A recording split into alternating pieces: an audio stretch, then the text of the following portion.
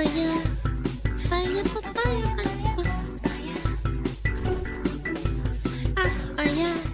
Everything insane about the Cold War. Clarification! My family came from Russia. They lived in Soviet Russia, so this is pretty cool. I want to see this. I'm not gonna use my red model because it'll be too on the nose. Ugly mother big. Your mother is a Holy. glorious.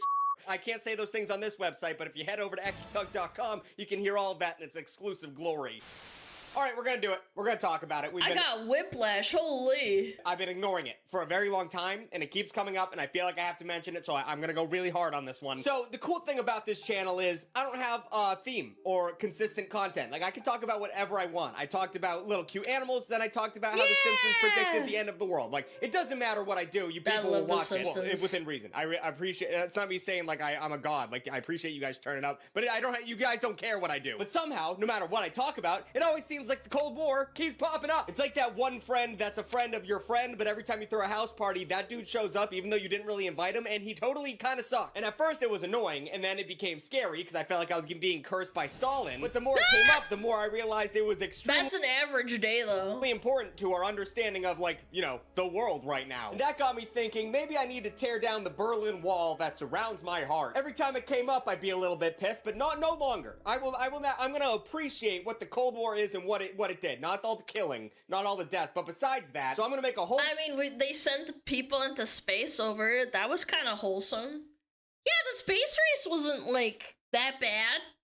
video dedicated to this, but the problem is, it's really big and long, and there's technically, like, no real beginning or end of this thing, so this video's gonna be long. Ready. And don't be pissed at me, because you guys in the comment section said make longer videos. I want to fall asleep to your videos, and that one hurt my feelings, but two, it's good to get for the views for the YouTube, so whatever. But first, let's do an ad! Personally, I find it offensive that TV shows told me that my skin would stop getting acne after pubescence. To this day, I get such bad breakouts on my face that the average teenager would point and laugh at me in a way that would make me cry in public. But acne face! there are a lot of terrible skincare products out there that will promise to help you, but they're full of harsh chemicals that a lot of people don't react to well, and sometimes they do a lot more harm than good. But fear not, fellow acne haver, because Geology's Clear System lineup is here to save the day. Geology is a 41-time award-winning personalized skincare company recognized in— Why would you name your skincare company Geology? I thought you were selling rocks or something.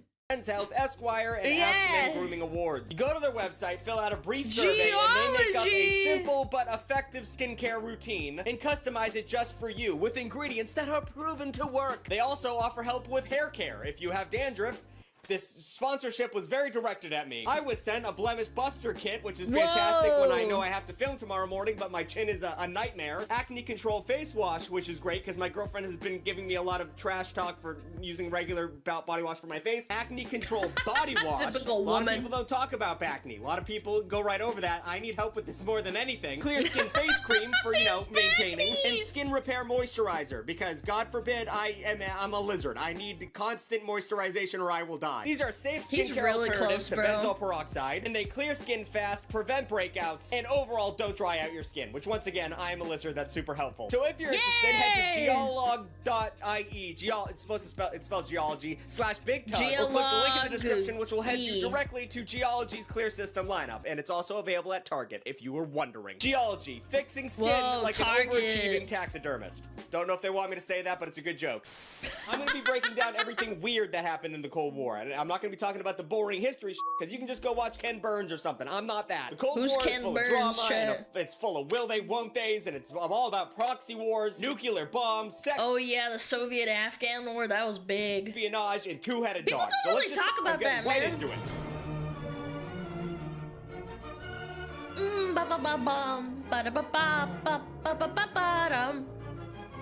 Yay! YouTubefied! So most of us know the broad strokes of the Cold War, even if it's just from movies like, I don't know, Rocky IV and Miracle. Oh my god, how good— There was so much propaganda back in the day, like when this was actually a thing. I talked to some boomers that lived through that, and they said, unironically, they thought, like, Russians were all, like, horrible people, and that all of them want, like, America to die. And that's, like, absolutely not true.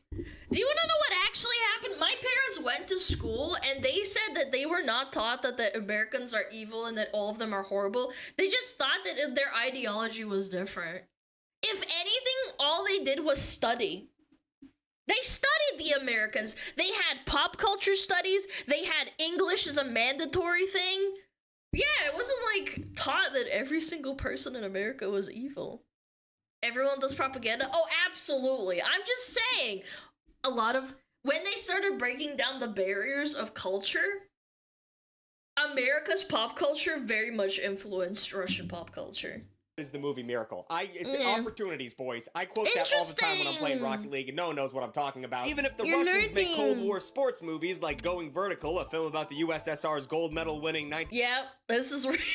1972 Olympic basketball team, it does seem odd that there are so many movies about sports and the Cold War. Like, I don't, because it's really easy for the public to digest. That's why. Everybody engaged in propaganda. I'm not even gonna deny that. It's just that sports is an easy thing to digest as a public and being like, yes, my sports team is my sports team. It's not like a country. Crossover seems to be happening a lot for some reason, but it turns out that's actually because of a concept called sports diplomacy. Sports diplomacy is the idea that sports can influence politics or the perception of political power, and this concept is practically tailor-made for the Cold War because this was a Gulp.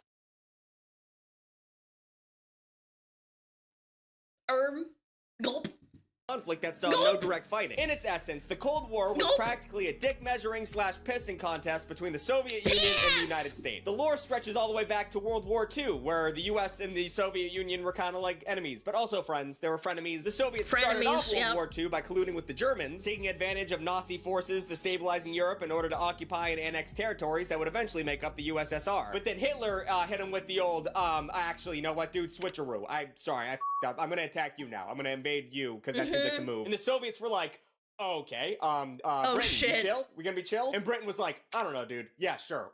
If you're gonna fight against the Germans, whatever. You got a lot of people. And because the Soviets became friends with the British people were friends with America, so...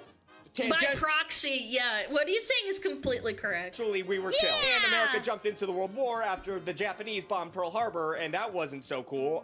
But this is not a video about World War II. I don't know what I'm doing right now. You have to explain World War II in order to get into the Cold War. You're fine, mister!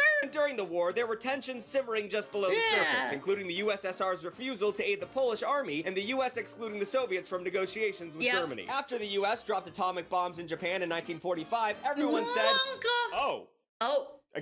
we're done. We're done? Holy sh**. The war was over, and the uneasy alliance between Russia and America became immediately paranoid, and not good. Many historians look at the decision to bomb Japan as a catalyst for the Cold War. Japan's defeat was all but certain, and the Emperor of Japan was like, we're done, you don't have to do anything, but America said, f*** you, kinda, pretty. They didn't drop one nuke. They dropped two just to make sure. It's fucked up. Pretty much. The US demanded unconditional surrender, meaning like, when this thing's over, we're not gonna debate anything. We won, you lose. You gotta do everything we say. And they were like, I don't know if we want to do that. And we were like, bombs! Bomb 'em! Many even argued that dropping the atomic bombs was a show of power by President Truman, and that nuclear bombs were used in a part to keep Soviets from gaining territory in the Pacific. So like, it was, you know, it was all. Even though it wasn't really something they wanted to do anyway. But it was also like, hey, Russia, I know you're right up there, and we, you know, don't come over here. We're dropping crazy shit. We're microwaving people. But whatever. I don't think they were very interested, low-key. Yeah. The exact motivations were, the fallout from the atomic bomb created the perfect conditions for the Cold War. By the end of World War II, the US and USSR had built up a laundry list of animosities. That's the word I was trying to say. But more than any single incident, the root for the Cold War was an ideological one. Both countries were, like, fist-pumping the propaganda into people's mouths for capitalism and communism. But, you know, which teams were doing that? America and Russia were creating societies that feared and demonized each other, so that... But educated people didn't think like that, or at least I'd like to think they didn't. Again, my parents were educated. It's just that they never thought like that, and a lot of people didn't. Just to clarify. They could use that anger and fear for Yeah, political gain. memes, And that they're kind narrative of obviously memes. continues to this True. day. That's not like an old-timey thing. In 2024, Florida governor and leather boot filled with yogurt, Ron DeSantis, signed a bill requiring all Florida Anti-communist. public schools to teach the dangers and evils of communism. Kinda corny, but politicians are opportunists. They're gonna take every moment they can to scare the shit out of people and use that for political gain. And then in True. 1964, USSR Prime Minister Joseph Stalin, he's a big player in this Joseph. story. He gave a speech claiming that peace could not exist under capitalism, reiterating Russian revolutionary Vladimir Lenin's theories about imperialism and war. In 1949, the US pledged to contain communism by doing a little thing called the Truman Doctrine, which said it must be the policy of the United States to support free peoples who are resisting attempted subjugation. And then Two completely opposite ideology. But at the end of the day, the Cold War was just a piss contest.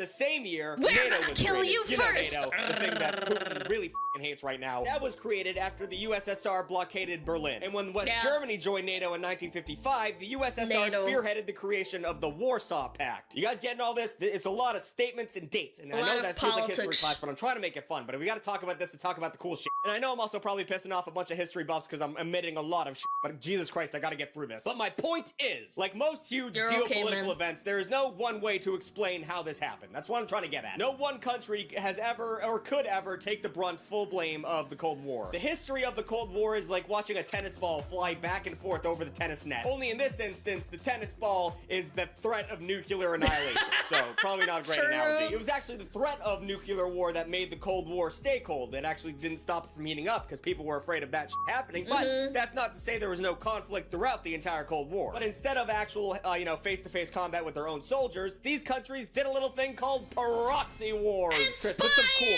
Don't forget spying! back. Put some cool when I say Yippee! proxy wars. Like, proxy wars. Lots of spying. You know? I don't know. You don't have to. I don't know. So are you like an American born after 1995 and like me, anytime the Korean War comes up, you think to yourself, what the f was that? We were taught a lot about wars in our history classes, but for some reason, the Korean War is like completely forgotten in America. I can sum it up in two words. Upper Korean part, bad.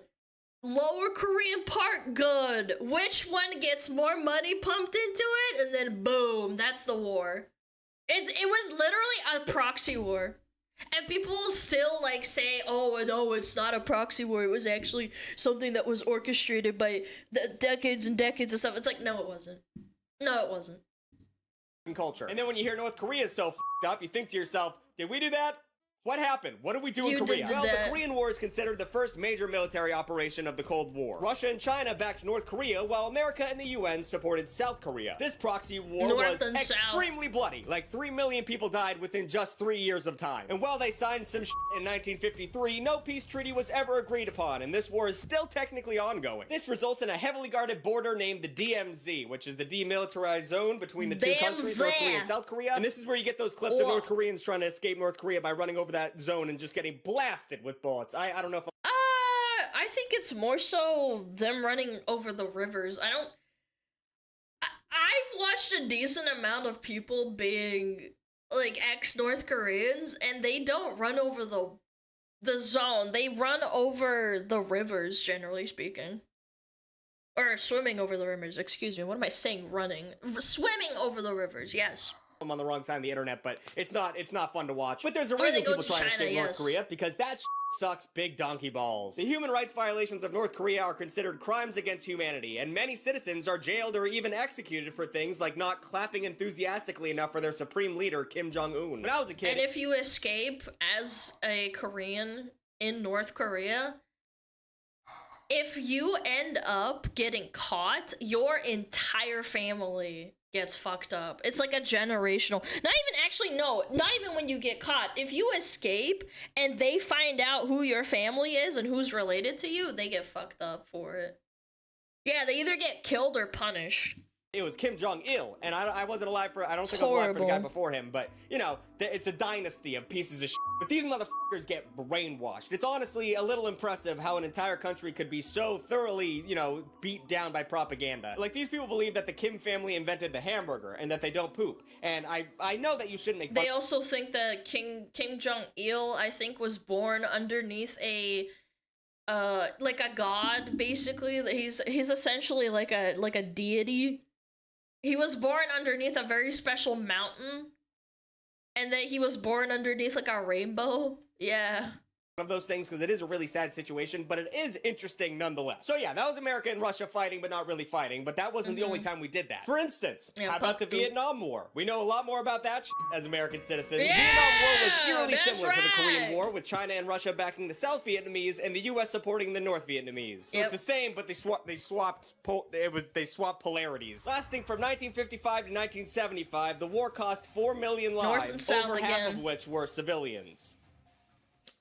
Yeah, Agent Orange was not kind. That shit was fucked up. Whoops. Now, Vietnam and the war that happened there could surround its own video. This is a very big topic with a lot of, delicacies. But the reason for the war stemmed from decades of colonial rule by the Japanese and the French, and the political implications were massive. It arguably changed American culture forever. It's important to lose sight of the importance of the Vietnam era as time marches on, with the conflict through the U.S. into complete turmoil. It gave rise to a counterculture that changed politics, music, and drugs forever. And for a lot of U.S. citizens, it showed just how far the U.S. government would go just to squash dissent. Like and these are the boomers now that are alive today.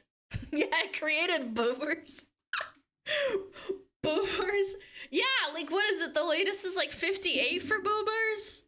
So now they're like 68 or 70? I can't do math. But you know what I'm saying. Like, yes, those are the people that are boomers now.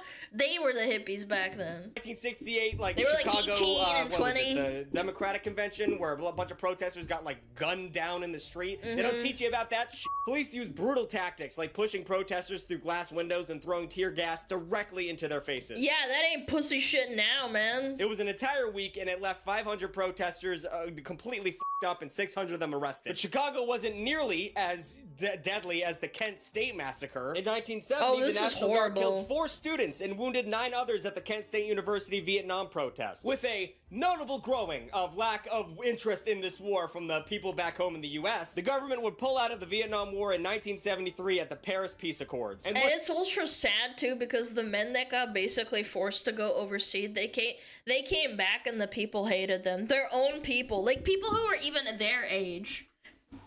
It's so fucked up, and it's all the rich cats basically making money off of them afterwards. Because war makes money.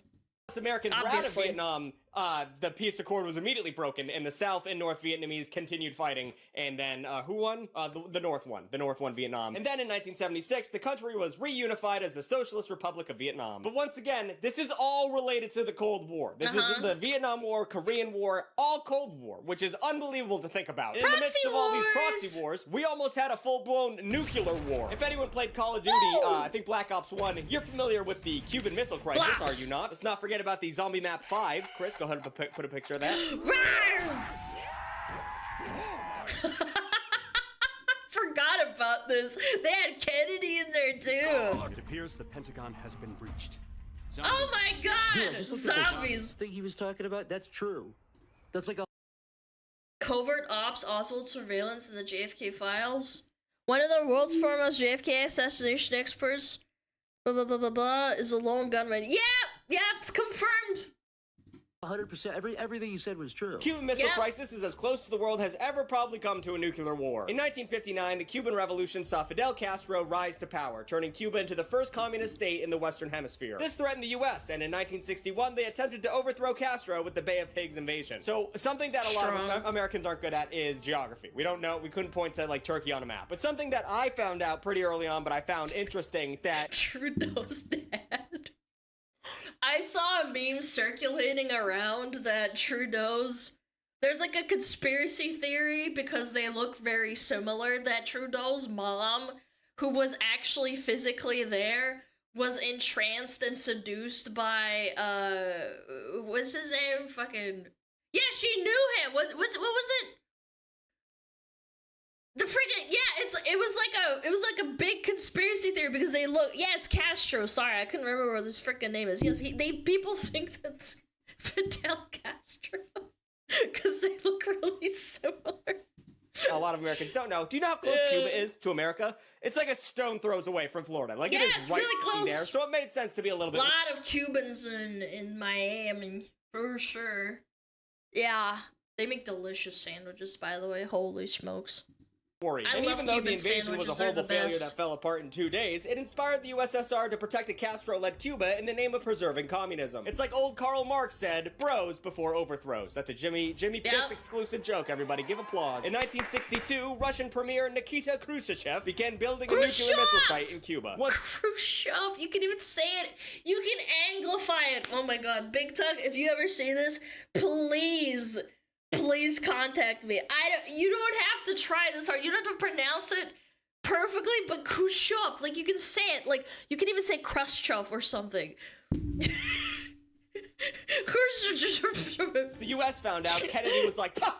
What the blockade? What the was that, Cuba?" And Russia considered that to be an act of aggression. Secret messages were exchanged between Kennedy and Khrushchev, and though both leaders wanted to avoid conflict, neither wanted to seem weak, so a standoff began. Finally, it was time for the world to really see who had the biggest cock, and I think it was Kennedy, because that dude was f***ing. The world was on the brink of nuclear war, and Kennedy was beginning to think an attack on Cuba might be necessary after a US spy plane was shot down over Cuba. After 13 days, the Soviets decided, hey, you know what? We'll take the nukes out of here. I don't know what we were doing, really. And then the US pledged to never invade Cuba, which is nice, but, you know, they never did it, but that means nothing to Americans. Like, we will invade. True, you will invade no matter what, because it's America. Yeah! Eagle screeching. After we say we won't. That's our whole shtick. The Cuban Missile Crisis was a little too close for comfort for both superpowers. It spawned a direct telephone line between the White House and the Kremlin called the Hotline. And then the following year, they negotiated a little thing called the Partial Test Ban Treaty, which banned— Is that actually still a thing? Yo, can you imagine? That'd be kind of sick. Like, if I was president, I'd just call him up, be like, hello, do you have burger? I would like to have burger painting with you, please. testing nuclear weapons underwater, in the atmosphere, and in outer space. So no more f***ing, what's that movie that came out? No more Oppenheimer shit, okay? And we're blowing that shit up. We know what they do. We don't have to do that anymore. Whoa, did Tucker change his outfit? Don't worry about it. We're gonna continue on. In 1958, the U.S. Air Force cooked up the top-secret project A119, which was a plan to detonate a nuclear bomb on the surface of the moon. And why would they decide That was a big deal. to do that? There's schizos out there that think they still did it. Yeah, like they actually think they did it, and they like blame the. They actually think that there's holes in the moon that come from, that came from that nuclear bomb.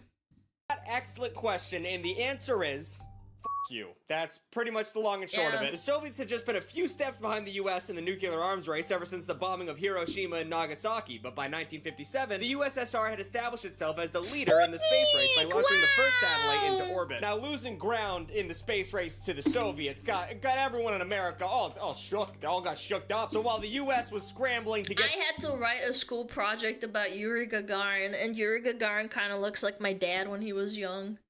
He's older chronologically, obviously, so like Gagarin came first, but he was like a national hero. Yeah, very cool. But he died later, I think. Didn't he? Yeah, didn't the second or third one, oh my gosh, this is so long ago, but I'm pretty sure he exploded in space or something. Yeah, they did the first trip correctly, and then, like, the third one or the second one, he died. Very sad. Their space Fun program fact, in I order. The suppose. military was over there, and they were like, hey, let's just— He crashed his plane? Oh, he died in a plane crash. Thank you. I couldn't remember. I'm sorry. Yeah. Yeah, he died in a plane crash, of all things. Like, it's just very sad. launch a nuke at the moon. Maybe that would make us win. And although I made it They seem did it like to that, him, just man. to be clear, this wasn't He saw things that he wasn't meant to see. like an idea. Sorry, go back a bit. Steps behind the US in the nuclear arms race ever since the bombing of Hiroshima and Nagasaki, but by 1957, the USSR had established itself as the leader in the space race by launching the first satellite into orbit. Now, losing ground in the space race to the Soviets got everyone in America all shook. They all got shooked up. So while the US was scrambling to get their space program in order, the military was over there, and they were like, hey, let's just launch a nuke at the moon. Maybe that would make us win. And although I made it seem like that, just to be clear, this wasn't like an idea that they had on the back burner and was thrown out by a hungover general at a meeting. It was seen as a viable option. The US had a team of scientists working on Project A1119, including a young Carl Sagan. But the scientific gains of launching a nuke at the moon was not the primary objective. The goal was purely shock and awe, like a fireworks show, except it really shows every Did they not think through that maybe that, like, did they not know about the tides and stuff? Like, what if they blow up the moon and then, like, we lose the tides and stuff? That's important. It'll fuck everything up. Everyone the devastation that could happen. And to that end, the blast had to be impressive enough for the entire world to notice. Now, when you launch a nuke at the moon, I would assume everyone would notice, but you know, only half of the people could see it at once, so had to be a full moon, I guess. And this is probably why the US never went through with the whole blowing up the moon thing. The moon could take it? No, chat, come on. Schizo conspiracy theory time. The moon is hollow. It's not real. Yeah, it's a superstructure. It's not real. The optics weren't perfect. Scientists who worked on the project claimed that the Air Force wanted a mushroom cloud so large it would be visible from Earth. But like the whole thing about mushroom clouds is that they need a dense atmosphere for that perfect little mushroom shape. And since the moon notably has a lack of atmosphere, wasn't viable for that type of situation. And instead, what would happen was it would have kicked up a whole shit ton of dust, and then like maybe the dust would have orbited around the moon, and then you have like a ring around the moon, which forever, that you just changed what we see around the moon forever. That's kind of cool. Actually, that's a good point. Yeah, it would have kicked up a whole lot of dust and made like a little ring around it, because the rings are made up of crap around the planet. That's too much. Too much for a little fireworks show. While there's no official reason given for the U.S. abandoning Project A11-9, it seems most likely due to the risk of public outcry and the lack of spectacle. No one really knew about this until 2000, whenever they declassified the documents, and everyone was fucking scared about that, so obviously it was a good move not to go through with this. But if you thought nuking the moon was scary, it's gonna get scarier than that. We're like halfway, not even halfway through this video. So even though stockpiling nukes was the name of the game in the nuclear arms race, the Soviet Union wanted to give the proceedings a little big dick energy, so they decided to make the thing called the Tsar Bomba. Now the Tsar Bomba we watched this, sounds like a Russian King Bob-omb from Mario Party. That is not the case here. It was actually the largest Russian nuclear bomb ever tested, showing the world that they were an equal nuclear power with the US. Tsar Bomba was a bomb that was so big it could actually never be used during war. It was 26 feet long and weighed 27 tons. It was heavier than 4 elephants and produced a blast that was 1,500 times more powerful than Hiroshima and Nagasaki combined. Yep. It was impractical and stupid, but like all things during the Cold War, it was just a show of power to make other people. It wouldn't even make it to the place where they're supposed to bomb because they just shoot it down. Almost as fat as Alana. Thank you, chat. Thanks, man. No, you're not to be with. In 1961, the Tsar Bomba was dropped on a remote archipelago in the northern reaches of the USSR. And this thing was so big that in order to carry it all the way up there, they had to modify a bomb-carrying plane. Like, they had to make a special plane to carry the special bomb. And the bomb was so big that it had to be attached to a parachute to drop correctly. And the guys that were navigating the plane, after the bomb was released, because it was so heavy, they were initially worried that they wouldn't make it away from the blast, I'm pretty sure.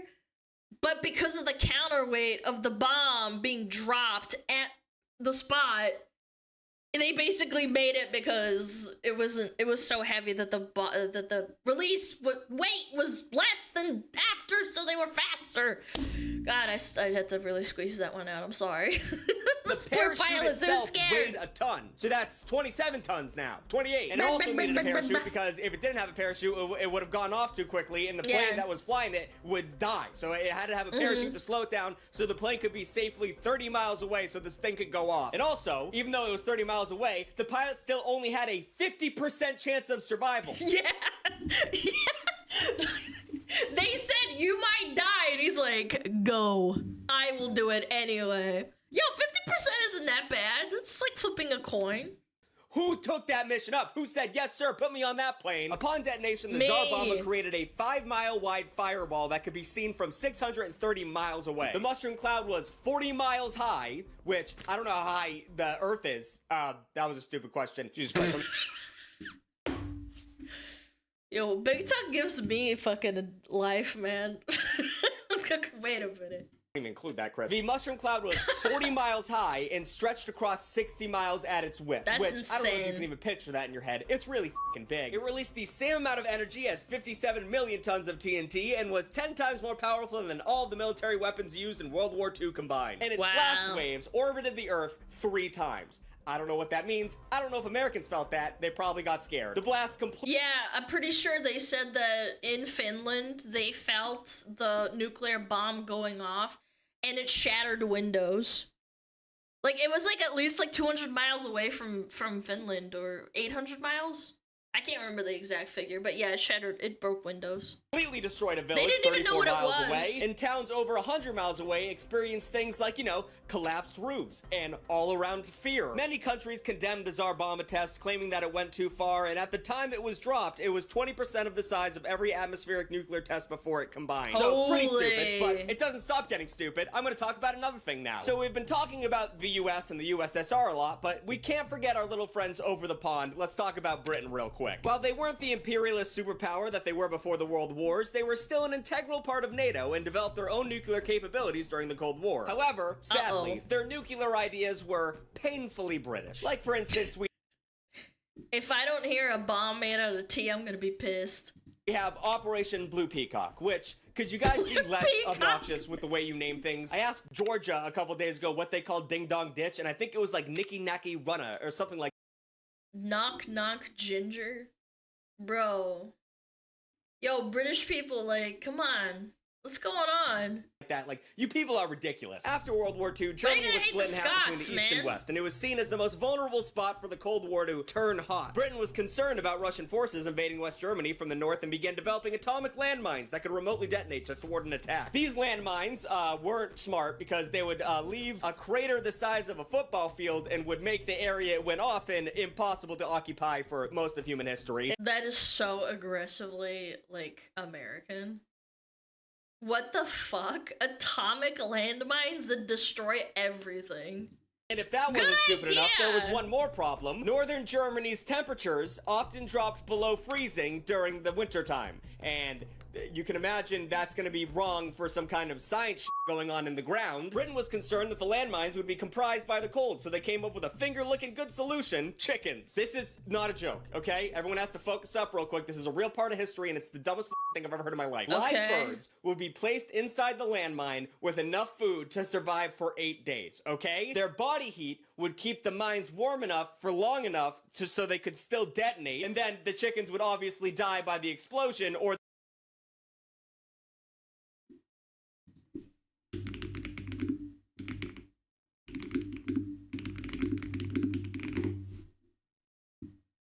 chicken-powered nuclear bomb. Their body heat would apparently have been sufficient to keep the mine's components at a working temperature.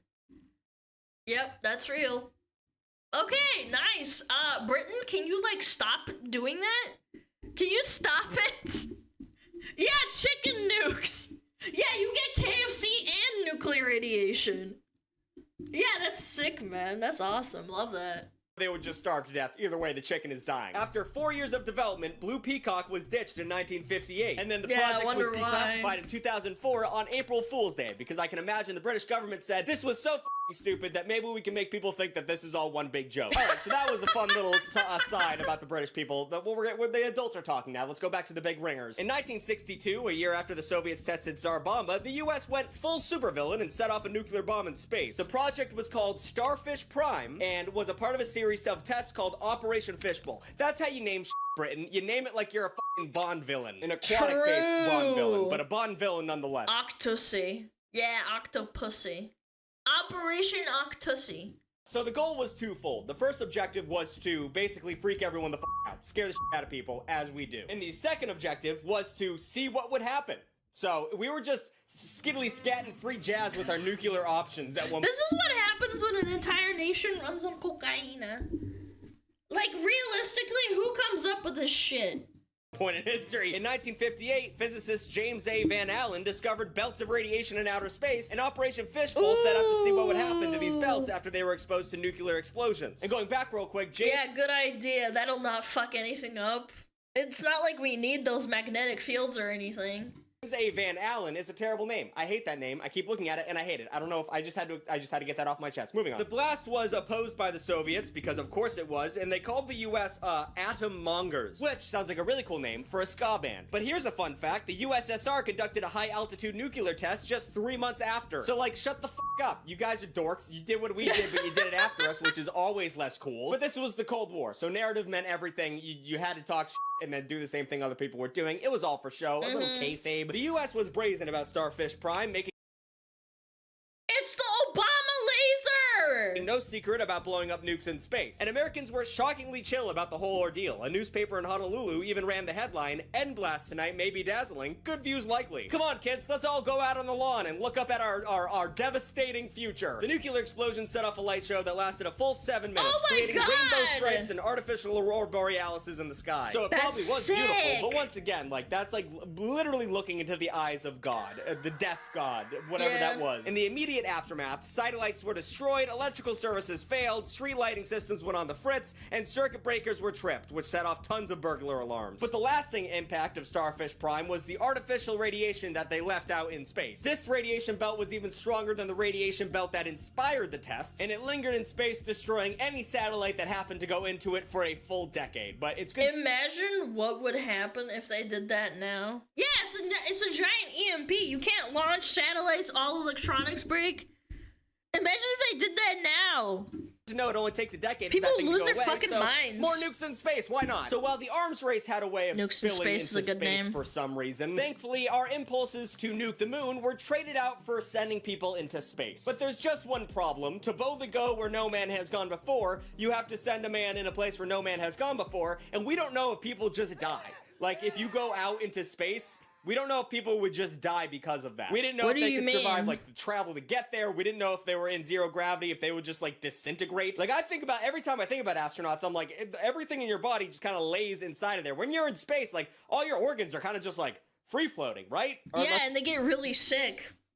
Not so fun fact, astronauts, they actually fuck up their bodies. Yeah, like they fuck up their bodies when they're in space because the gravity that they're used to, like their stomach is supposed to lay in a certain way, and they can get like fucked up. There's like fibers that keep shit together. And your I failed bones, anatomy in yeah. high school. Even with the smartest minds on Earth crunching the numbers, there was still a lot of unknowns. That's a And lot time of was of the math. essence because in the Cold War, everything was about being first. So to expedite space exploration, the Soviet Union and the US turned to the animals to send them into space, and this gets real sad real quick. In the early stages of the space race, the USSR had America up against the ropes. They sent the first satellite into orbit in 1957. Chris put up that Sputnik. clip of the Stinky Pete saying Sputnik. If you could find that and Sputnik. overlay it when I say Already Sputnik, did it, that'd be but you don't have to say fantastic. it Chris. over and over Don't and talk. Do not talk back to me. Pussy. Then they sent the first man into space in 1961 and conducted the first spacewalk in 1965. But the true pioneers of space Wow. exploration were dogs. By the time cosmonaut Yuri Laika! Gagarin, what the It's Gagarin, man! Why you gotta fuck him up? fuck is that name? Gagarin? Please. Please let me talk for like Butnick. I would have preferred Gangrene over Gagarin. I don't know how to say his name. By the time he circled Gargora? Earth, dozens of Soviet dogs have been up there by that point. Russians preferred Yes. using dogs over other Oh, everyone loved them, man. Everyone knew what was gonna happen to them. It's really sad. Lots of animals sacrificed. animals because they could build strong bonds that led to better obedience. And they trusted them with their lives, and then they get shot in a rocket up to space. I fucking hate this part of the story. And they were using like strays they found on the street because they believed that they were scrappy Moscow dogs that could really survive on their own. So these were It's true though. But yeah, they are scrappy little dogs. strays that they pulled out of their normal lives and sent them up into the space. Canine cosmonauts would undergo intense training, and while some exercises were basic dog training like stay, others were insane, like keeping them confined in small boxes for 20 days at a time and riding in rocket simulators and centrifuges that stimulated so high launch acceleration. Now your sad. dog hates being in a car. This is like a car times a million. Like it's a little, it's smaller than a car, but it also goes 1,000,000 miles per hour in a circle. They were also And they can't comprehend anything that's happening the whole time. My dog hates the car. subject to surgical modifications that would allow scientists to monitor how spaceflight affects the body. body. And then in 1951, the Soviets sent 2 dogs into space, which I don't know how to pronounce their names, but they sent them to the edge of suborbital Dizik, it's a gun. Oh, yeah, that's really famous doggos. 07. flight. It lasted So a many total of animals 15 for minutes, science, and in those bros. 15 minutes, the dogs experienced 4 minutes of weightlessness. But good news, they made it back to Earth safely, and they were the first mammals to ever go into space and come back and not die. Yay! Only a few months later, Dizik, I think that's how you say one of their dogs' names, and another lady called Lisa went up into space, but the rocket Oh. parachute failed to deploy, It's Lisa. Dizik, oh. and they both died on impact when they came back down. But I mean, whatever. I mean, a lot of Soviet dogs did survive. However, there are some exceptions. This is the saddest part of the script. I kept trying to not get there, but it's just words on a page. I gotta keep reading them. You know about my girl? What is it called? They have memorials for those dogs, every single one, especially Laika.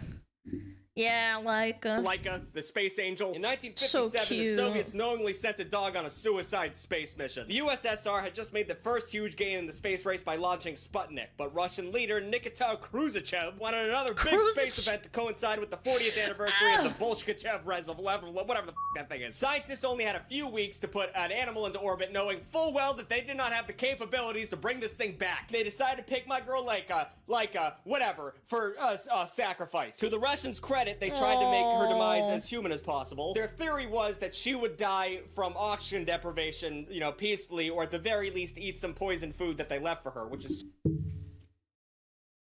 That. Oh my gosh. Yeah, I remember reading this too. Ugh. so f***ed up. However, after circling the Earth once, her capsule overheated and the malfunction and stress killed her less than a few hours into her trip. Yep. A faulty temperature control system seemed to be the blame, which was a part of how hastily this process was pushed She through. got And then cooked, man. Sputnik 2 eventually broke up into Earth atmosphere when it came back in, and it technically spread her ashes all across the Earth. And I find that beautiful. It almost made me cry a little bit. Oh, I had no idea. Oh, that's so sad. God damn, I haven't been sleeping. You can't blame me. But after all of that, the USSR gave conflicting reports on how she actually died. They usually said a much friendlier thing of like she died of like freezing to death or like the poison food that we fed her. In 1993, a Soviet scientist who helped send Laika into space said, "The more time passes, the more I'm sorry about it. We shouldn't have done it. We don't learn enough from..." Why am I crying? I mean, there's a lot of scientists that did bad things to animals for, like... It's not like they shot them up for, like... It wasn't really, like, for fun, either. They had to find out somehow. Yeah, like, I understand the reasoning. It wasn't the correct thing to do. It was war? No, but, like, okay, hold on, pause. If the wars didn't happen, do you think we wouldn't have come to the conclusion of wanting to send animals into space? Like, animal experiments still happen to this day. Yes, like, there are people that have to take tests, like, rat experiments still happen for, like, testing stuff. Yeah, it wasn't for nothing. We did It's not very learn enough from this sad. mission to justify the death of the dog. But at that time, animal Yeah. welfare paled in comparison to winning the Cold War, and Laika was viewed as a necessary sacrifice and a hero. And in the most Russian way possible, they put her Immortalized. face on stamps, and also her name became a brand of cigarettes. God bless her. Today, Laika... People still say Laika, and people still know who Laika is, and all the other dogs. is memorialized as a part of a statue at the Russian cosmonaut training facility and has her very own statue at the research facility where she was trained. So her legacy cute. continues to this day, and with the song Like a Party, the official entry for Ireland in the 2025 Eurovision Song What? Contest. And here's a line from that song that let's see if I can get through saying with Irish Eurovision song about a Russian dog that got shot into space. What? without crying. Through the comets and the stones, she is howling for her bones.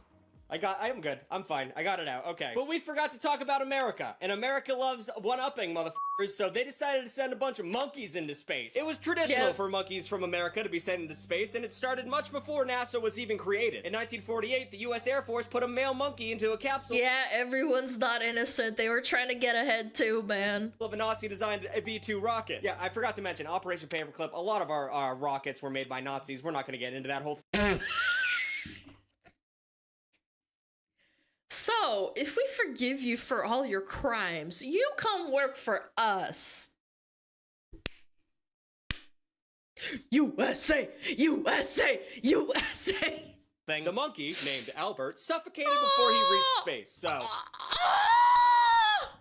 I don't know why I don't feel as bad for monkeys as I do dogs, but I... Oh, come on, they're animals. I feel bad too. Monkeys. Yeah, whatever. But that didn't deter the U.S., though. We were still gung-ho on the monkey shit. Yeah, fuck monkeys, I guess. Albert II was sent into space. We were like, well, whatever. Who needs to name monkeys? Just keep giving them numbers. And he had a successful suborbital flight, but he did die when his parachute failed. But if you're concerned that we would stop trying then, you don't know America. Later that same year, Albert III died when... Why did they give him another name? Why Albert 1, 2, and 3? His rocket exploded. 2 months later, Albert IV died when his parachute once again failed. Albert V died the same way, 1951. But finally, in September of that year, we brought one of our banana boys home safely. Albert VI successfully landed from his space flight. But he did die 2 hours after he landed, so I don't... Oh...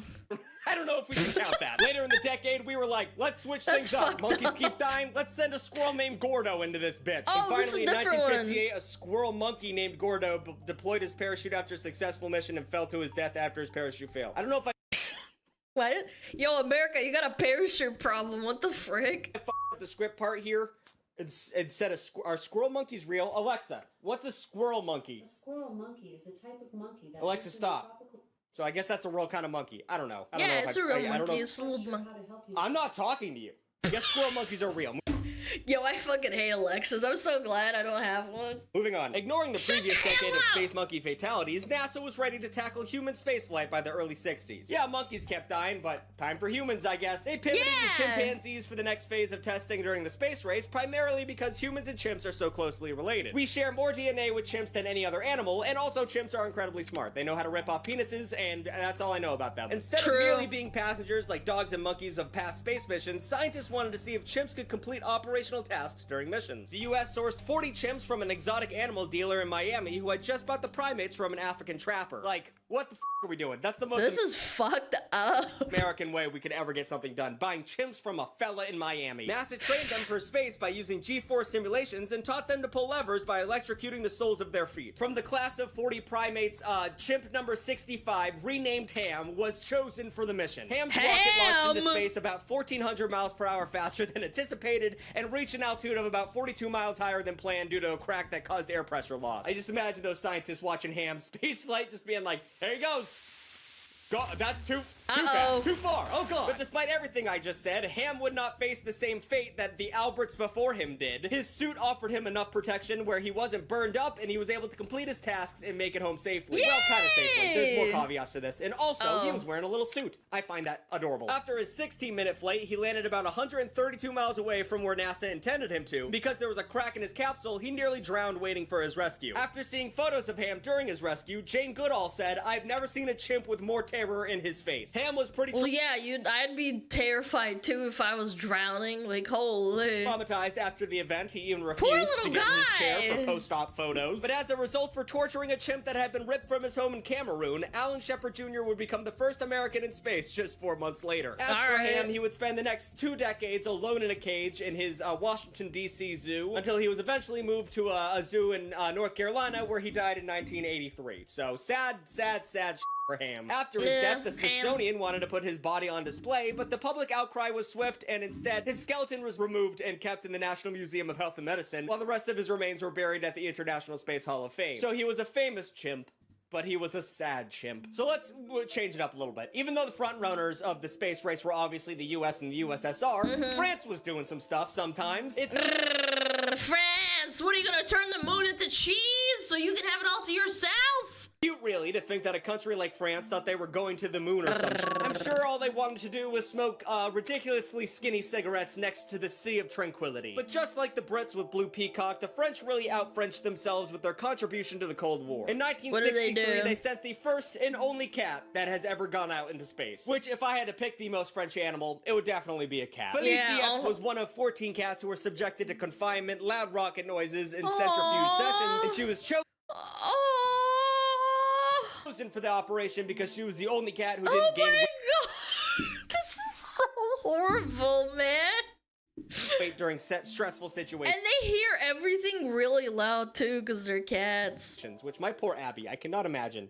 I cannot oh my god, I can't imagine doing this Oh to my my cat. God, With where's my electrodes in her cat? brain, she was rocketed into space for 15 minutes and survived the landing to become one of the most important figures in cat history. But Oh my sadly, there was no God. parade for the sweet little kitty. No one seemed to give a shit. The French chose to send the cat into space because at the time they were widely used for neuroscience. Oh my god. They're just putting him in a capsule. The cost of progress? I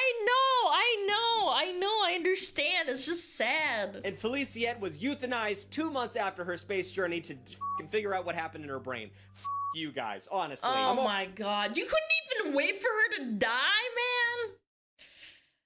Always mean about the French, but Oh. that is dog behavior from dog people. All right, now let's stop making fun of the French and talk about spies. Spies are fun, and a lot of spies did do things during the Cold War. Yeah. Espionage predates the Cold War by about 3,500 years. The earliest evidence of spying comes from ancient Egypt, and it's been part of kingdoms, regimes, and governments ever since. The backdrop of Obviously. the Cold War was especially ripe for spy games. With the looming possibility of nuclear war and the constant struggle to lead the world in space exploration, the US and USSR were constantly trying to steal top-secret information from each other. This led to a Based. wave of communist Stealing. paranoia in the US known as the Second Red Scare. During the Stealing. mid-1940s and through the 50s, known piece of shit and Senator Joseph McCarthy and FBI Director J. Edgar Hoover accused many left-wing actors, politicians, and educators of having communist ties or being Soviet spies. Oh, I talked about yeah. it in my That was Run Fair common. video. For some reason, those things were connected. Yeah, this also happened too. When people wanted peace with America, there was a lot of politicians in Russia that got accused of being spies.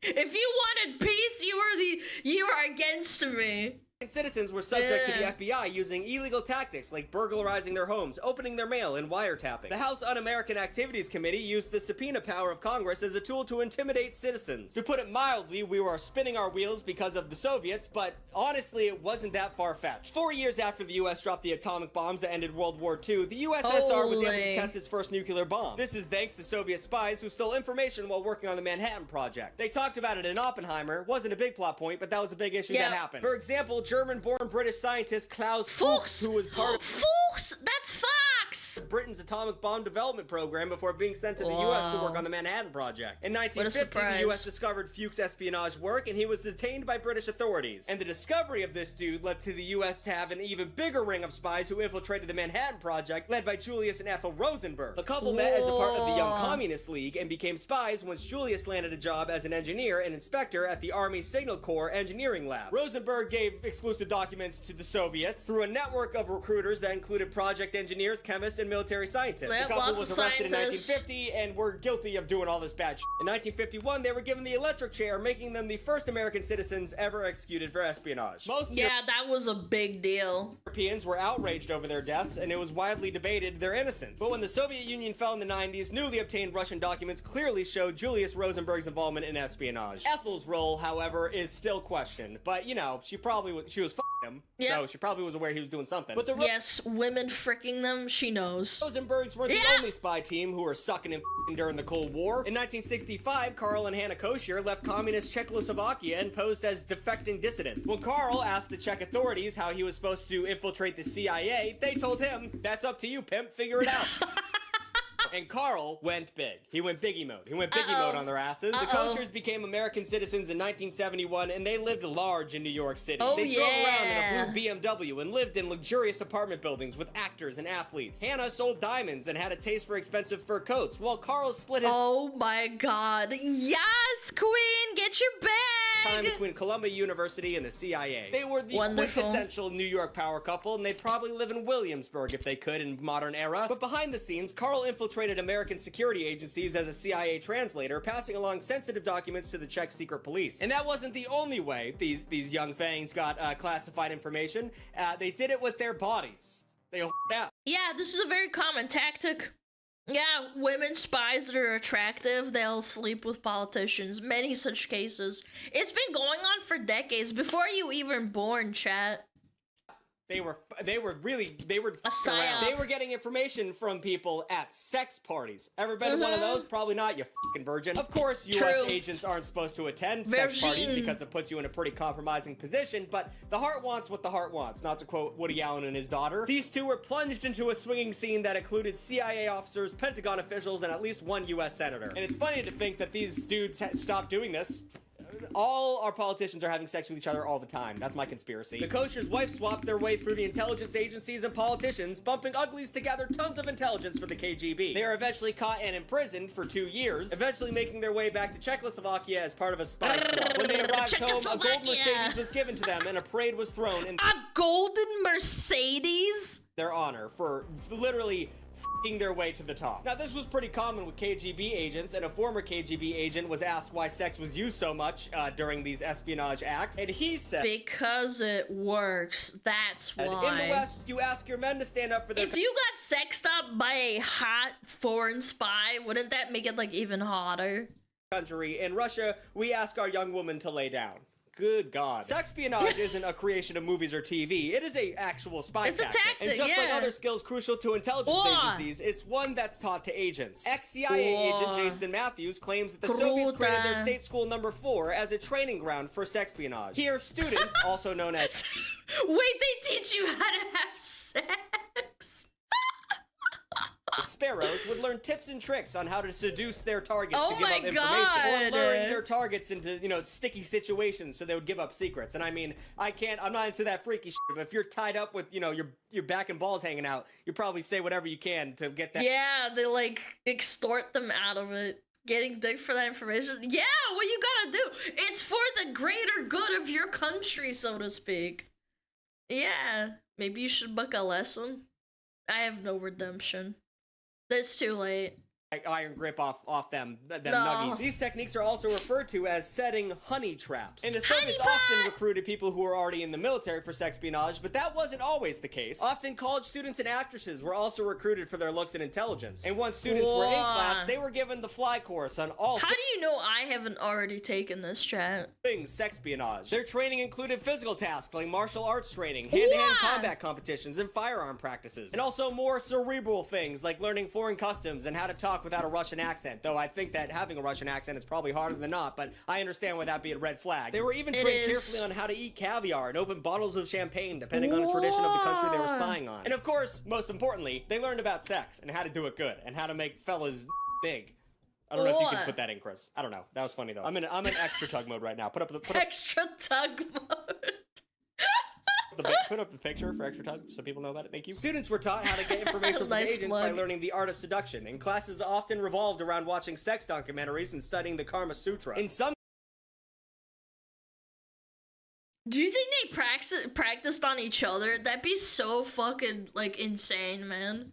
classes, students were even forced to Holy! expose themselves to get better at sex techniques. And after their crash course on sex education, each student was given their own sexy lingerie and sent out into the world to f their way through everything they need to get done. While they were often covertly embedded in the foreign agencies, sex spies were also sent to swanky clubs and five-star hotels in Moscow to seduce traveling diplomats. And sometimes, to help intel, they would often wear fake nipples that were actually microphones to figure out what people... If I was having sex with a young lady, and one of her nipples was, different, I'd at least try and pick at it. I don't know. No, you wouldn't. You're too focused on everything else, obviously. But it's not all about the ladies and sexpionage. The Germans were doing a lot of things with boys with big wangs. East German counterintelligence agencies focused on male agents, known as Romeos, to employ sexpionage tactics. But since they were setting honeypots primarily for women, they had a different... The Fujojis got sexed up too? This is the kind of equality that I want. Yeah! crash course on how to get this done, and namely, they had to teach men how to listen to women, which I think is so...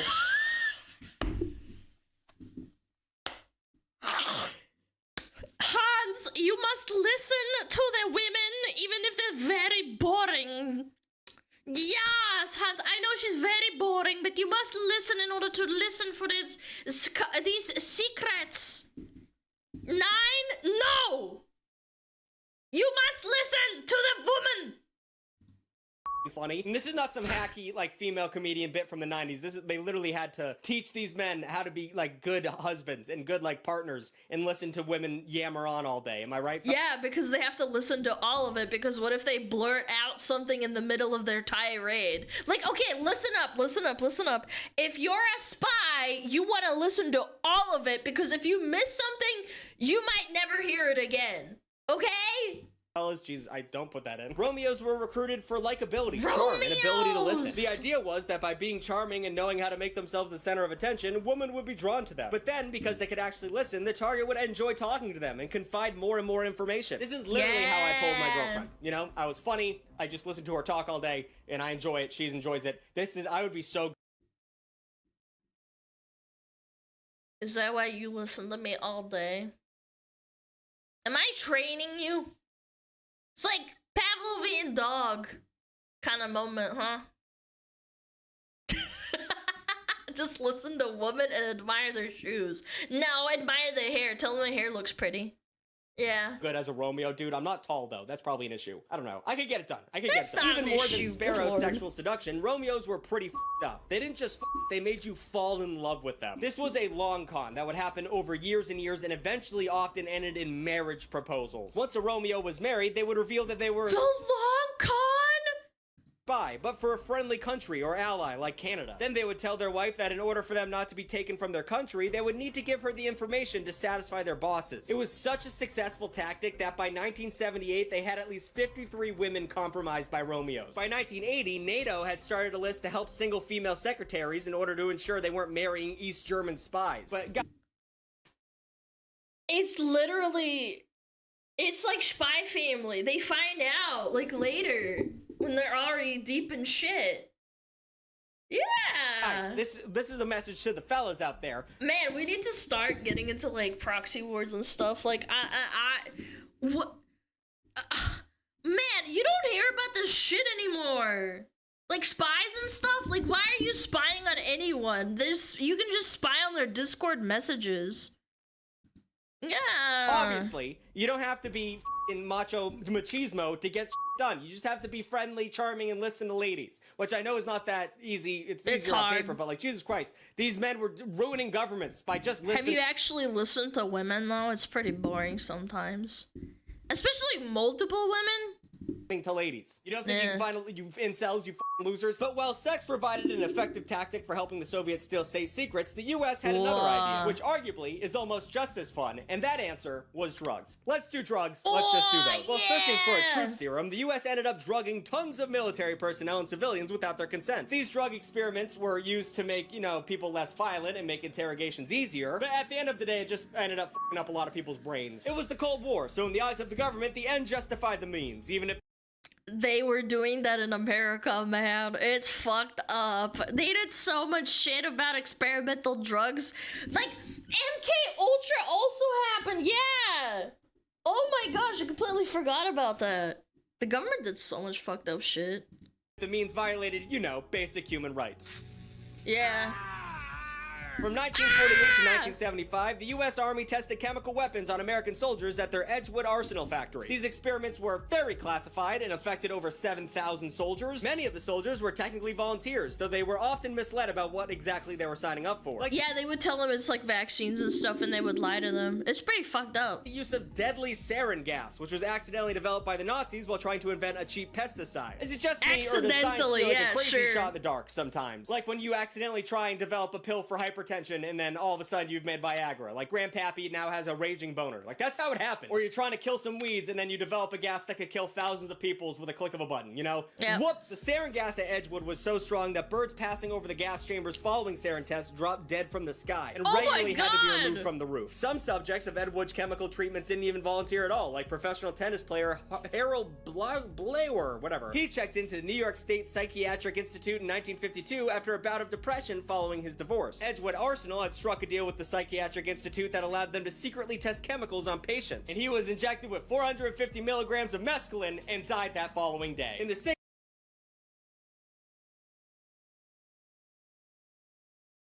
Mescaline of all things. Isn't like a drop of that enough to like start making you hallucinate? And they injected him with 450 milligrams. That's crazy. He probably OD'd and died like instantly. Or he tripped for like 10 minutes and then he died. 60s, psychiatrist Colonel Oh my James God. Ketchum joined Edgewood. He became known as Dr. Delirium. Never a good sign when a ranking officer has a name like that. It's like, you know, Colonel Kill 'em all. Not always not good. Dr. Delirium was obsessed with the idea. Dr. Delirium. Bro.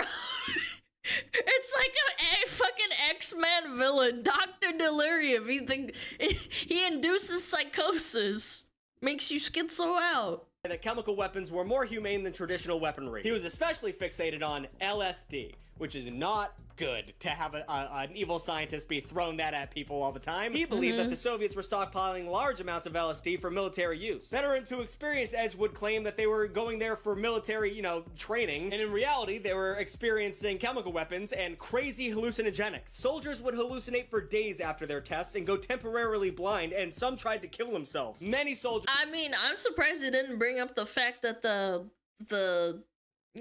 special German, army men also took meth. Yeah, that was a thing. Yeah, to like boost their performance. Yep, that was a thing. Just left that place scarred for life, Yeah, lots full of depression, people. tried to kill themselves after they were there, Let's and had fucking full-blown go! nervous system disorders. So if you're a soldier right now and someone tells you to take a pill, just don't do it. Was it Pervitin? Yeah, it was Pervitin too, but it was meth as well. Because I'm guessing this shit hasn't stopped. Now, it's hard to overestimate the hysteria that surrounded the Cold War. Even a rumor or error in reporting could lead to decades of top-secret experiments. This is precisely how the CIA came to develop MK-Ultra. In the 50s, the US was increasingly paranoid that the Soviets were outpacing them in interrogation techniques and technology. I miss when YouTube let you post pretty much anything as long as it wasn't like straight up like, I don't know, animal abuse or gore or like CP or something. Because you could go on like a schizo, like algorithm induced like rabbit hole of clicking on videos, and I'd watch the MK Ultra shit and it was really fun. They took all those videos down for like misinformation, but it was like really fun. It was like 2012, man. They changed everything. This was based on false reports from the Korean War that Soviet-backed North Koreans developed mind control capabilities. This, to use a technical term, is insane. No one has ever made full mind control possible yet, but the CIA was convinced. In 1953, they created a little number called MK Ultra. In many ways, MK Ultra was a continuation of a scientific experiment that started in Nazi concentration camps, so not a good start. Not only were many of the experiments based on Nazis' work, but like I said, Operation Paperclip, they were hiring Nazis to do these experiments. The work was headed by chemist Sidney Gottlieb, who was known as the Black Sorcerer. And if you're keeping score at home, yes. Ironic that a man named Godlove is performing this kind of thing. Yeah. That is another comic book level supervillain name. The Black Sorcerer was desperate to find a truth serum to use while interrogating prisoners of war. And while he never fully developed mind control, they were using things like LSD to really see how easy it is to interrogate someone when they are completely blasted off into outer space. In the early 50s, the Black Sorcerer arranged for the CIA to buy the entire world's supply of LSD for $240,000. Ironically, that means the CIA was responsible for bringing LSD, the drug that really pushed the counterculture in the 60s, to America. And due to the classified and unethical nature of the experiments, the project spread across 80 different institutions like college campuses, prisons, and hospitals. Often, the researchers involved didn't even know their work was going towards the CIA, though they may be playing a little coy because these experiments demonstrated a large amount of lack of humanity. From verbal and sexual abuse to electrocutions and torture, it's clear that MK Ultra wanted to break humans. One mental patient in Kentucky was given LSD for 174 consecutive days without his consent. Others... That would mind break you. Holy! Let alone one day. Bugged and sat next to a record that was playing vocal suggestions on a loop, or even left to float in a sensory deprivation tank while accidentally filled up with acid. We still don't know the full extent of MK Ultra because thousands of documents relating to the project were destroyed in the 70s. And I hate to be that guy, but that sounds suspicious as shit. I mean, if you accidentally destroy thousands of documents, you were probably doing some horrifying tasks. Fortunately, a few MK Ultra files were misfired. They pulled a Niji Sanji. They accidentally displaced the letters. Yeah, we didn't mean to. It was an found during a accident. government investigation of the CIA. And in 1976, President Ford issued an executive order that prohibited experimenting with drugs on humans without their consent. But, you know, weird that we have to have an order for that. You know, it's like, oh, we'll pass a bill so this doesn't happen again. Why were you doing that in the first place, you creeps. And while some MK Ultra, experimentation fuck you, people were that's scarred why. for life, there's some like big hitters on this list that turned out to be part of MK Ultra. Whether it was a positive experience or not, there's still no doubt that it would change you. For one, we had Ken Kesey, the author of One Flew Over the Cuckoo's Nest, who had such a great time during his MK Ultra experiments that he would host the iconic acid test in San Francisco that turned a generation onto LSD. So he was into it. He was thrilled to go through that Some people are made for LSD. I'll say that. If I ever took an hallucinogenic, I would completely freak out and make my friends call the hospital, but some people take really kindly to it. And then you have There's people who debate that like certain mental illnesses can be helped if you microdose it, but again, it's very experimental. Robert Hunter, the Grateful Dead lyricist, who Yeah, wrote the some people lyrics believe like "Your it. rain The same with mescaline, I'm pretty sure. But again, microdosing is different from like blasting your socks off. falls like crazy fingers." So yeah, that checks out. That dude loved acid. And then there was like mob boss Whitey Bulger, the guy from where I'm from, Massachusetts, who was like, the Bulger. Irish mob, who was a gigantic piece of shit. He was part of MK Ultra too. He was dosed with LSD 50 times while volunteering for experiments in prison. He murdered 11 people. That guy spoke to God. He killed 11 people, got on acid, spoke to God, and was like, I'll be fine. They'll forgive me, right?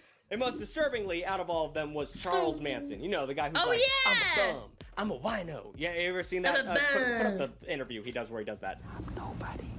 I'm a tramp, a bum, a hobo, Cheese and crackers, man. boxcar, and a He's shovel. terrifying, This man. cult leader used many of the same tactics as MK Ultra, keeping his members on the steady dose of LSD while manipulating them sexually. And while it was isn't proven, fucked up. author Tom O'Neill book Chaos makes a case Manson being involved in the projects, and I think it's pretty obvious that he actually was part of MK Ultra. But allegedly, although f him, it's the CIA. What are they gonna do? Sue me? And drugs weren't the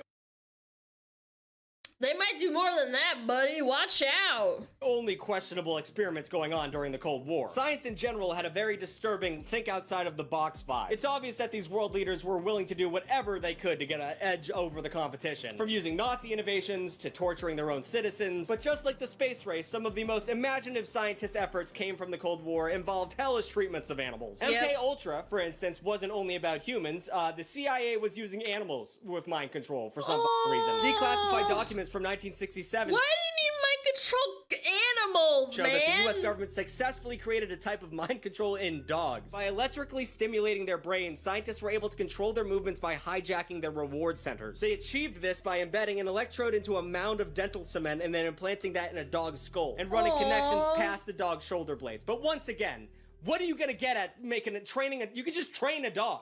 Why are you moving it with electrodes? And the dog can only be controlled within 600 feet, but by hitting buttons, you can make the dog come back, run in a circle, and make it stop. So, whatever, you had a remote control dog. According to government records, 6 of That's these so mind control fucked, dogs man. were created, but never were really fully used in the field. And they ran into a bunch of issues no while testing this shit. technology, namely, infections was a big one. Also, wounds that the dogs suffered from having a wad of cement implanted in their brains, which, overall would Cement in your brain.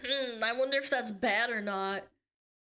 Like, I feel like sometimes scientists should be like, maybe this isn't a great idea. Cement in your brain? hurt efficiency. Yeah, I feel fine. Would compromise efficiency when their dog brain is swelling. And not to be outdone, the Yeah. Soviets were doing some weird shit with dogs too. Soviet scientist Vladimir Demikov was a pioneer in organ transplants. He was one of the first guys to do like an no. organ transplant, a heart transplant, lung transplant, liver transplant. But because this was the Cold War, he was also responsible for another truly unhinged first, the first head transplant. Demikov started Yeah, that's happened. Real and true. working on head transplants in 1954, performing the surgery over 20 times. And this was hardly top secret work. Demikov saw this as like the next big step in transplant surgery. It was so This was a big deal though, however. Yeah, no, say what you want, but it actually unlocked a lot of doors into people finding out what happens with rejection of organs and animals and how humans can be treated. Yeah, it's fucked up. It is fucked up, but like, it led to something at least. out in the open that in 1954, Time magazine traveled to Russia to capture the 24th attempt at creating a two-headed dog. Oh my They documented God. the process, which by that time has been done so many times in a row that it only took 3 hours to get it done. Both dog heads Wow. could hear, see, smell, and swallow, but they didn't share a stomach. Whatever the transplanted head drank flowed onto the floor. You might be wondering what the point of all this was. I mean, yeah, that makes sense. It doesn't. And that's a very good question. Even though Demikov's early animal transplants paved the way for modern-day organ transplants, there isn't really any good reason for a head transplant. It had no practical medical application whatsoever. No, they just did it because they wanted to test it, yeah. Yep. It was practically a death sentence for both of the dogs involved. The longest any of these two-headed dogs would live was 29 days. Whatever Demikov's motivations were for this horrific experimentation, it inspired the future work of American scientist Dr. Robert White. But in true U.S. fashion, we used monkeys instead of dogs. Starting in 1970... The Russians like to do it to dogs. Americans shoot up monkeys into space, and they do that to monkeys. Dr. White operating on monkeys. That sounds wrong. Dr. White would perform head transplants on over 30 monkeys. And once again, to no scientific benefit did that happen. No reason to do that at all. We learned nothing from these experiments. But hey, two-headed monkey. Though dogs and monkeys were the animal heroes of the Cold War, the US got cats involved with Project Acoustic. Damn it, and cats. The Kitty. It sounds like the name of a feline-friendly folk band, but at the end of the day, they were just trying to turn cats into spies, which is interesting. I love this movie. Cats and Dogs was awesome. The idea came to agents in 1960 while noticing the feral cats were roaming around unnoticed by government officials during secret meetings. By leveraging the constant presence of cats with their natural curiosity, the CIA developed a plan. They would implant transmitters into cats' necks. And they would train them so they could go near government officials and they could spy in on what people were saying. Or in the crude words of a US officer, they slit the cats open, put batteries in him, and wired him up. But sadly, the CIA quickly...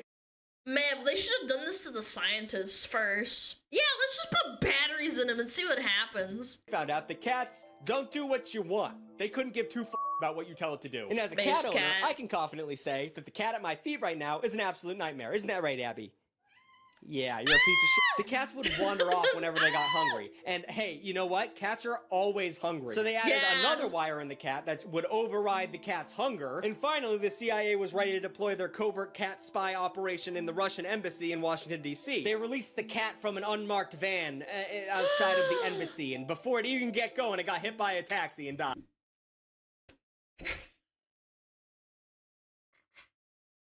All of that work. Just for the cat to get hit by a car and die. They didn't even get to see they didn't